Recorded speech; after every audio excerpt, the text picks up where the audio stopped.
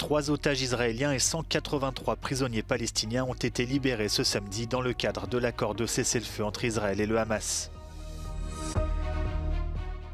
3 civils, dont un enfant, ont été blessés dans des frappes russes sur la ville de Kherson dans le sud de l'Ukraine samedi matin. Les 3 pays baltes, l'Estonie, la Lettonie et la Lituanie, ont déconnecté samedi leur réseau électrique de celui de la Russie.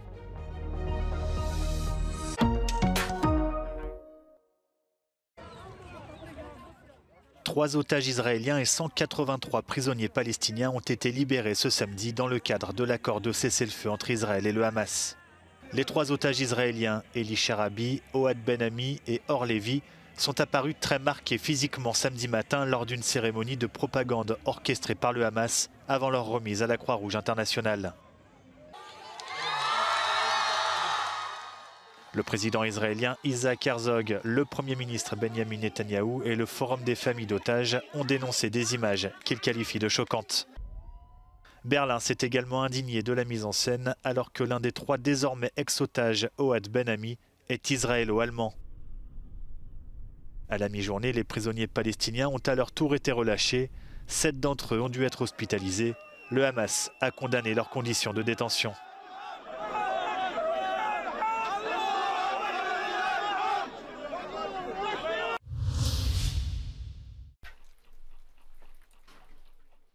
Trois civils, dont un enfant, ont été blessés dans des frappes russes sur la ville de Kherson dans le sud de l'Ukraine samedi matin.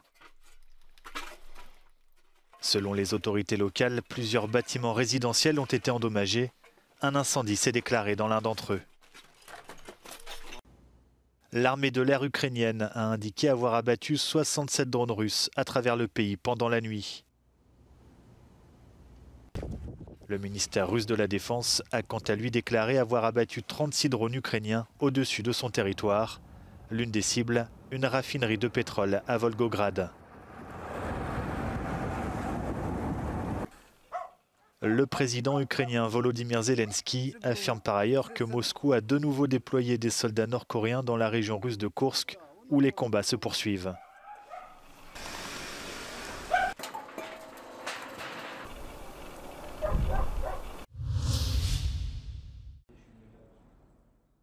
Les 3 pays baltes, l'Estonie, la Lettonie et la Lituanie, ont déconnecté samedi leur réseau électrique de celui de la Russie.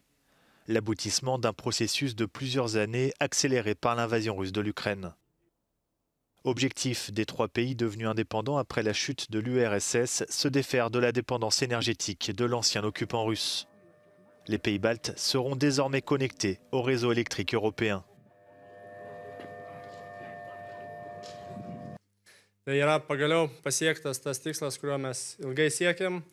Ką tai reiškia techniškai? Tai reiškia, kad mes išeinam į izoliuotą darbo režimą, bet iš esmės Baltijos šalių energetikos sistema yra pagaliau mūsų rankose. Mes ją valdome. En pleine guerre hybride avec la Russie et malgré les craintes de sabotage, aucune perturbation n'a été signalée pendant la transition du réseau électrique. La présidente de la Commission européenne, Ursula von der Leyen, participera ce dimanche à une cérémonie à Vilnius, en Lituanie.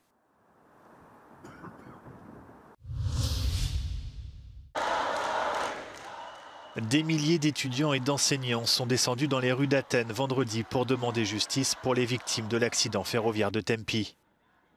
57 passagers du train qui reliait Athènes à Thessalonique il y a près de 2 ans ont trouvé la mort. Les manifestants dénoncent des retards dans l'enquête. Είμαστε εδώ σήμερα γιατί είμαστε 57 λιγότεροι. Ήρθαμε να στηρίξουμε τις οικογένειες και τον αγώνα όλων των παιδιών εδώ σήμερα. La manifestation est soutenue par les parents des victimes de l'accident, des étudiants pour la plupart. 2 χρόνια μετά την τραγωδία των Τεμπών, χιλιάδες μαθητές συγκεντρώθηκαν στο κέντρο της Αθήνας απαιτώντας να αποδοθεί δικαιοσύνη. Όπως είπαν, πρόκειται για ένα έγκλημα το οποίο δεν πρέπει να συγκαλυφθεί. Ζήτησαν την παραίτηση του Πρωθυπουργού και λένε ότι όλα πρέπει να έρθουν στο φως. Κεντρικό σύνθημα της διαδήλωσης ήταν «Δεν έχω οξυγόνο».